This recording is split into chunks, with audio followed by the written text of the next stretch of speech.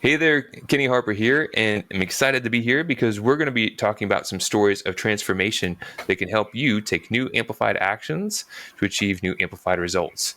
We believe that amplifiers aren't just someone who check the box. They are someone who are always striving to do better, striving to take it to the next level, and continually work on that pursuit of excellence. So tune in and take actions to amplify. And then I'm going into a quick guest introduction. Our guest today is the Chief Executive Officer of HD Growth Partners. He's a rockstar professional when it comes to building world-class team and helping the middle-class market owners buy, grow, and exit their business. How cool is that? You're not just thinking about one thing. You're looking at the big picture. Tim Petrey is a CPA, and he really knows his stuff when it comes to helping businesses clear the path and make sure that they're getting to their desired destination. Welcome to Growth Amplifiers, Tim. Thank you for being here for today. Thanks for having me, Kenny. Well, it's great to be here. We're talking about stories of transformation. We've all had some great, wonderful successes, and we've all had some times of tribulation and challenge. And sometimes one of the best ways we can learn is through that challenge. So if you could tune us into a time that you went through a particular challenge that maybe inspired you to be a guide and help others through theirs. Yeah, I mean, our business has gone through a substantial amount of growth over the course of the last 15 years. And one particular moment that was trying, to say the least, was through all of the legislation that was formed through COVID, through the pandemic. Really tested our organization in ways that we never would have expected it to, from the perspective of having to provide a more viable operating system for our team members to work in a hybrid environment, to service our clients the same way that we were servicing them in the pre-COVID world. And one of the things that really kind of came to light through that process was our clients really needed us. They needed us through that very difficult time. And it was very rare that there had ever been a circumstance in the history of our business where all of our clients needed us at once. And we realized that in that moment, we were a bit oversubscribed. Maybe not to the extent that a Planet Fitness is oversubscribed. If everybody showed up to Planet Fitness at once that has a membership, I think they wouldn't be able to fit everybody in the building, let alone the parking lot. But we just got to the point where we couldn't service our clients the way that we had grown to, want to service them. We wanted to be with them through every difficult challenge that they were going through. We wanted to be with them through the exciting things too, not just the problems and the challenges. And we really wanted to be part of their growth journey along the way. And we went through that period of time where we had a lot of our business that was focused on maybe the wrong things, and we were focused on heavy into the compliance work and not really giving as much time and attention to looking into the future with our clients. And we needed to pivot. We needed to make a big change in terms of our operating model. Accountants in general are typically historians. And we didn't want to be that. We didn't want to just be historians. We wanted to help people look into the future and be excited and know that they had us by their side to navigate not only the challenges, but to, take advantage of all the growth opportunities that were in front of them. So we took that moment of realization of, hey, we're oversubscribed. And it took me working 6 days straight post-COVID, I've been sleeping on this floor right here while taking little breaks here or there and servicing those clients with all those PPP programs and employee retention tax credits and all those things that showed up after the pandemic, for me to wake up one day and realize we need to change and we needed to do better. And that was the ultimate, transformative event that happened in our business that set us down the path of looking at things differently and creating an entirely new business model for us. That is relatable probably on many fronts. I'm sure a lot of people tuning in would say, yeah, COVID kind of changed my trajectory in my business. Prior to the pandemic, we did a lot of work with medical professionals, chiropractors, health and wellness centers. And during the pandemic, a lot of them were needing to shut their doors and lower their marketing. So we were like, oh, crud. And I had a couple bookkeeping accountant CPA clients that I had been working with, and they were surging. Yeah, like they were getting the PPP stuff, and they were just so innovated, overwhelmed with all their inquiries and trying to help their clients. And then I was talking to one of them. We said, hey, maybe we could help them. We're trying to help more companies too. We could do a collaborative webinar. I could share some strategies that could be helpful from a marketing and sales perspective. And we did that, right? And then it was like chocolate meet peanut butter. Hey, this actually might be a better fit for us because we can collaborate with these people. We can help them out. We're both trying to serve a mission to make our clients more profitable. That makes total sense. So I could totally relate to that story, and it's pivotal.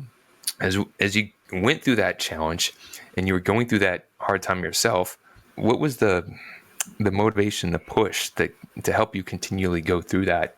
And you needed to make changes, but knowing that and then doing it are two different things. So what helped push you through that hard time and then challenging time?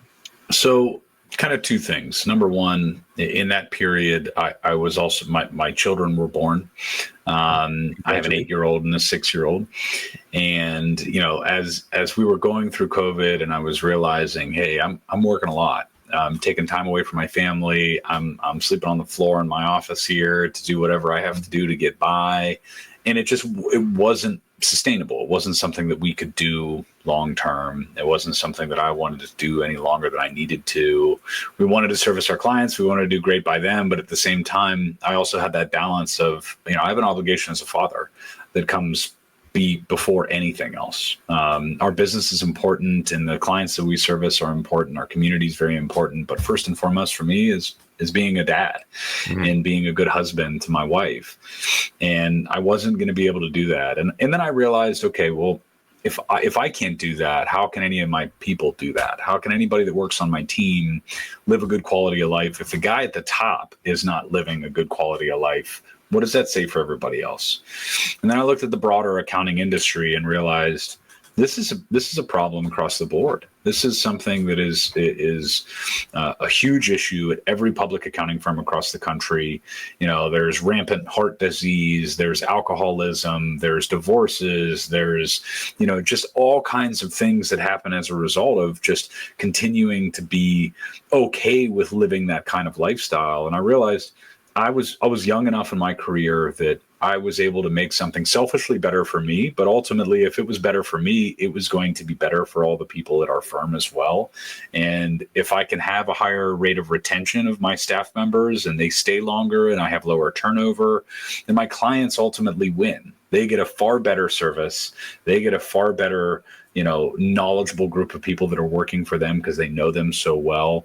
So it was really that moment that said, hey, you got to be a good dad, you got to be a good husband, and you've got to create an infrastructure and a system for your business that can allow for others to be good parents and good family members and good community members as well.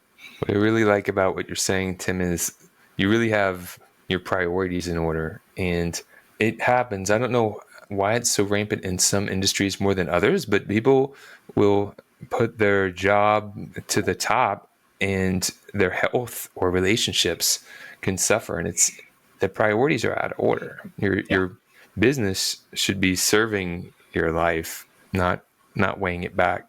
And if you're in that spot and it's something that we're talking about is relating to you, then it doesn't have to be that way. And my suggestion would be get some help, get a fresh perspective. Some people will say, oh, I don't have time or I can't afford it. You can't afford not to do it. It'll take you more time. It'll cost you more not getting things systemized, not getting things aligned, not having the quality of life. So put first things first. Take care of your priorities, and your health and your quality of life should be on top. You can't be a great guide to others if you're suffering. So if you're tuning in and you're listening to that, don't just listen, take new actions. It's like when you get on an airplane, right, Kenny? I mean, when the oxygen mask comes down, you got to put your mask on first. If you don't put your mask on first, you can't help the people around you, and if you're in the service industry, if you're ultimately servicing other clients and customers, if you don't take care of yourself, you don't take care of your business, you're not going to be able to service those people well either. Really like the analogy. What has been a habit for you that you've cultivated that's helped you kind of get that awareness and stay on track and build the success that you've built? I think what I've leaned into, and one of the things that has really kind of been beat into my brain as I was developing in my career, was being a good listener and being an active listener and engaging in people in conversation, and gaining different perspectives from people, so that I have more resources and more tools to better solve people's problems or help them, achieve whatever their goals are. Because so many of us, you go into a prospective client meeting or a prospective hire or prospective merger, and you come in and you want to say how great you are and what you do better than what's better than everybody else. No one cares at the end of the day, right? What people care about is, can you make their life better, right? People only make decisions for two reasons at the end of the day. You're either decreasing pain or increasing pleasure.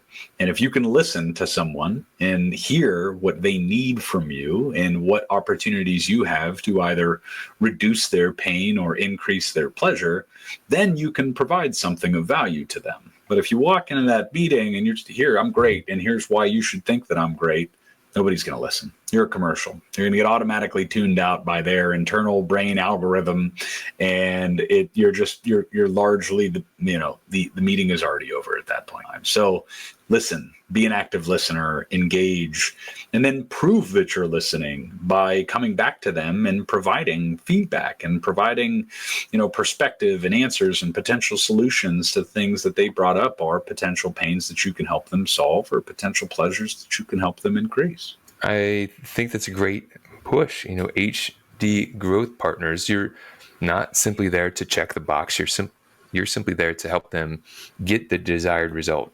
You're helping them with transformation.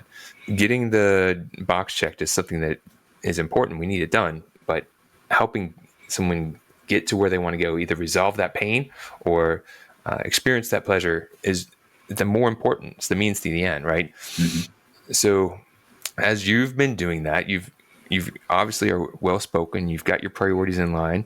Who are the ideal type of customers and clients that you typically take on? So there's a few kind of different industry niches that we service. We're very focused on the restaurant hospitality industry, specifically those that are looking for an outsourced accounting solution. We work very closely with nonprofits that are looking for an outsourced accounting solution. And then the broader bucket that we service a lot of different industries in are growth-minded individuals, in particular ones that are currently going through a transition from one generation to the next, right? We're in the midst of the largest transfer of wealth in the history of the world, the silver tsunami. 1/7 of the world's wealth is currently held by the baby boomer generation, and they're handing off these businesses and this wealth to this next generation that doesn't have the same experience and wisdom maybe that their parents or that generation had in managing that. So we work closely to bridge that gap for those folks, to make sure that, that next generation of leaders, that next generation of business owners is supported by the right resources, so that they can handle one of the most stressful things, which is ultimately carrying on that legacy of that business and ensuring that they're protecting that for their family, or they're protecting that for that generation that built that business that is now passing the baton along to them. So I like that you have a couple different niches that you can provide value to, but also the bigger thing of this transfer of wealth focus. And there's a lot of people in that bucket, and if they don't get help sooner rather than later, they can get to a point where their options are not there. So we always try to say, don't wait until the end, until you're out of time to start planning. Get the guidance now, consult with somebody now, make sure that you've got a plan for where you want to go. Because when was the best time to plant a tree? Yeah, right. 20 years ago. Unless you have a flux capacitor, you can't go back in time. When it comes to getting these clients and finding customers, a lot of firms are looking to grow. They're looking to get more clients and customers. What have you found is the best way to go about doing that? So I've a pretty simple approach to selling in our industry. I mean, there's this cycle called know, like, and trust. And I'm sure you've heard about it. I'm sure plenty of people have heard about it. I didn't invent it. I'm just repeating what I've learned from others, is that, you have to take those steps to nurture relationships appropriately to get to that trust portion of the relationship. Because at the end of the day, for us, we can do a really great job for our clients that trust us. If they don't trust us, our work is not nearly as valuable in what we can do. Because we're going to advise them to do things that are just a little bit different than they have done historically. We're going to be kind of going into some unknown territory with them. They need to be able to hold our hand through that process and know that we've got their back, right? So, from our perspective, there's a lot of that traditional business development, in-person meeting with people, getting to know them, spending enough time with them where they eventually like you and you like them, and then spending enough time and helping them, give them perspective over some period of courting to eventually get into that trust cycle. So we've done that far more digitally over the course of the last 5 years than we've done historically. And we do things like, we write a great recurring newsletter for a lot of our clients. And it's not just coming from some content library. I'm writing them. My team members are writing them based on their levels of various different expertise. We host webinars. We host seminars. We do educational things for our clients. We try to contribute to the things that are happening in our community. We show up to those kinds of industry specialty conferences that we can and make sure that we're providing resources when we go to those things. So, for me, ultimately, it all comes back to that cycle of know, like, and trust. And you've got to be constantly doing things so that people are aware and know your brand, and someone in leadership at your brand, or the right folks that they can associate your brand with human beings. And just continue that cycle constantly over the course of the year. It just needs to be a very dynamic process, and you need to constantly be looking for, where are my people, and what kind of information are they consuming, and how can I provide them with valuable content and valuable information so that they're going to find some level of trust with me faster. What I like about what you're saying is it's a holistic and thought out approach. It's not throwing something at the wall, hoping it sticks. There's a misconception when it comes to, getting new clients. A lot of people think, if I'll just run ads or something magically, or maybe I'll just post a lot of content on social media, why isn't my door being busted down? In Growth Amplifiers, we talk about the value of having a customer value journey or client value journey, and getting really clear on who your audience is, where they at, making sure you have a way to get your message in front of the market, and then providing value at different stages of the relationship so you can progress it. Mm-hmm. If you're pushing services on people, you'll push people away. So some people are too aggressive. They'll be like, hey, we do tax planning, we do exit planning, want to do it? And other people they don't have a strategy to move the relationship forward. So maybe they'll pass out business cards, or they'll connect with a lot of people, they'll post a lot of content, but then they're not moving the relationship forward. So by showing up in all those different areas, trade shows, connecting at networking, providing online experiences, whether it's seminars or webinars or things of that nature, you're showing up so that they know you're there. You're giving them value and providing value to where they're at.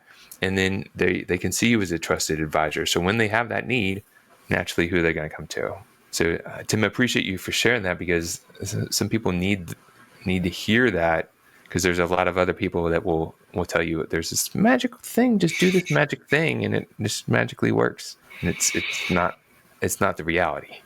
No, I mean, from my perspective, I've always kind of looked at myself as a potential customer and said, why do I buy things? Why do I want to engage with others? Why do I make the decisions that I make? And how can I be more appealing to someone like myself? And at the end of the day, I mean, we're all just looking for ways to make our life better. Right? I mean, we're all just looking for some solution, some partner, some vendor, some resource that's going to elevate the quality of my life. So we are just hyper-focused on doing just that and trying to make sure that we're elevating the quality of the life of the people around us. So really cool. While we're at that, we're at the advisor's picks. And do you have a book or something that you've read that just made a real difference for you? And if you care to share, that'd be awesome. Yeah, so a couple kind of different options for people. One of my favorite books is called Presence by Amy Cuddy. For those people that, naturally, I'm an accountant, I'm a CPA. I work with a lot of accountants in my business, and we're not naturally extroverted human beings, right? So learning the power of your physical presence and how you communicate with people, both in person, virtually, is undoubtedly a superpower that people could be leveraging differently if they understand some of the science behind it. Another one of my favorites that I like to listen to. I'm more of a podcast kind of junkie myself. I live a very busy life, so it's very difficult for me to just dedicate the time to sit down and read. I can listen while I'm walking or going to the gym or driving or whatever else. So I'm a big fan of the podcast called How I Built This by Guy Raz. He interviews, world famous businesses and get an understanding of how they got there. Someone like Howard Schultz in Starbucks, or Ben and Jerry's guys, or these businesses that are iconic that we all know so well. Learning the stories of their struggles and their tribulations and the things that it took for them to build, these iconic empires of business and industry is very relatable to those of us that are, in the grind of our, smaller size businesses. And as you're building your own version of your own empire and your own version of success, it certainly is helpful to understand where other people had failures and successes and what that ultimately translated to them over a longer period of time. Really cool. Thank you for those shares. And then do you have maybe a colleague or someone in the industry that that's being an amplifier out there that's inspiring you, maybe even might be a good guest on the show? There's quite a few, man. I've got a lot of good friends in our industry that are really spectacular and special. A good friend of mine, Chase Berkey, runs Dark Horse CPAs. He is a really kind of one of the more progressive guys running accounting firms across the industry, and he's doing something very different. Gary Seamus is someone that built an amazing accounting firm, sold it, now works in the accounting advisory space. He's an outstanding leader for not only accounting firm owners, but for business owners as well. And then another person who is just remarkably impressive is Mary Delaney. She is the CEO of a company called Carbon, which is a accounting practice management tool software. And not only is their product spectacular, but she is a leader. She is someone that understands both leadership and sales and relationships and things that are just really, really valuable to those that are, desire to learn more and more about that. So I would undoubtedly, the three of those folks from varying different levels and varying different industries, give them all a follow on LinkedIn. They're really impressive individuals. And how about for you and your business? If people were tuned in and wanted to learn more about you and what you did, where should they go and what should they do? So check me out on LinkedIn, Tim Petrey, Petrey, at HD Growth Partners. You can go to our website, www.hdgrowthpartners.com. Subscribe to our newsletter. Like I said, these are not automated, clunky, bad emails. These are written by our professionals with our clients' needs at heart there. So there's a lot of thought and intention that goes into those. And we have a really high open rate, read rate. People really love the content that we produce inside of those newsletters. I think that makes a big difference. You're knowing an audience and putting the care and craft behind it makes a difference of how it's received. So definitely check it out. You could learn something, get a new idea. New ideas lead to new actions lead to new results. Tim, it's been fun and real, and it's been real fun. But we typically have the closing question of, what is something that you've learned on your journey that has given you some value? It can be related to what you do, or it could be something in life that might be helpful for someone in their journey. I think that if I were to go back and give myself a piece of advice in that regard, is that the most valuable thing that you have is your time. Most people, you spend your money very kind of easily. It's very easy for us to process how we spend money, right? You have a wallet, you have $100 in it, you spend it until you don't have $100, you got to go earn more of it, right? When it comes to time, people are much more flippant about how they spend their time. And I feel that if people were more cognizant about how they spent their time and what they truly focused on, they would be able to accomplish greatness in whatever it is that they're trying to accomplish, because we waste so much time. Envision this bucket with a bunch of little holes in the bottom of it. Mm-hmm. That's how people are viewing their time. They're just allowing so much to just seep out of the bottom of that bucket. Do an inventory of your time. Do yourself a time budget. Don't do yourself a dollar budget. Sit down, put your time into some type of analysis over the course of the week. Understand where you're spending your time. And when you say to yourself, I don't have time to do this to make my life better, look at that sheet and see where you're spending your time. And you'd be surprised how much time you're spending death scrolling on Instagram or watching Netflix or doing things that are ultimately of no benefit to you. So, now is the time for you to spend it wisely. Very good insight, and that's a great exercise. The time audit, spending a little bit of time logging what you're doing in a day or two and seeing where you're putting your time, where you're losing it, reprioritizing it. It's definitely worthwhile. If you have elusive things that you've been trying to do for some time and you just haven't been able to get to it, do the time audit, re-straighten your priorities, and make sure that you're giving yourself the focus and attention to accomplish the things that are most important to you. Tim, I appreciate your time and sharing with Growth Amplifiers. It's been great having you on, and you've definitely been helpful to share some good insights. Thanks for having me, Kenny. To show your support, take a moment to amplify this message by sharing it online. To connect with me or gain more business growth insights, visit www.growthamplifiers.com. Thank you for your support.